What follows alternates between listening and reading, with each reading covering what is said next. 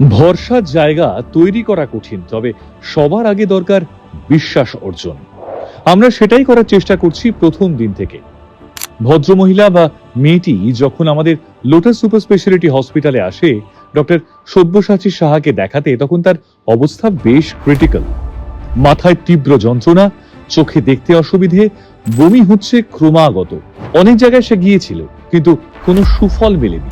এখানে তৎক্ষণাৎ পরীক্ষা মারফত দেখা যায় মাথার পিছনে 5x4 সেন্টিমিটার মাপের একটি বেশ বড় টিউমার। বলা যায় একটা টেনিস বলের মতো টিউমার মাথায় নিয়ে উনি একদিন কষ্ট পাচ্ছিলেন। অভিজ্ঞ এবং সুদক্ষ নিউরোসার্জন ডক্টর সব্যসাচী সাহা তড়িঘড়ি অপারেশনের সিদ্ধান্ত নেয়। সমস্ত রকম সাপোর্ট সহযোগে মাইক্রোস্কোপের মাধ্যমে অপারেশন করা হয়। হ্যাঁ, অপারেশন সাকসেসফুল হয়।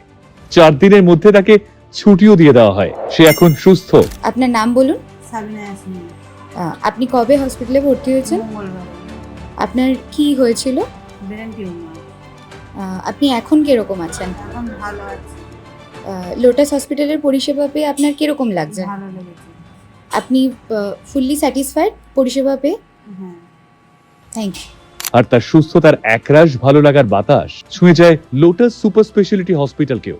আমার নাম হচ্ছে মঞ্জিলা দেবী। সাবিনা, বাড়ির লোক।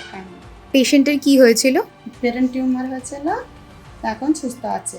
আপনাদের লোটাস সুপার স্পেশালিটি হসপিটালে সার্ভিস নিয়ে কেমন লেগেছে? ভালো লেগেছে।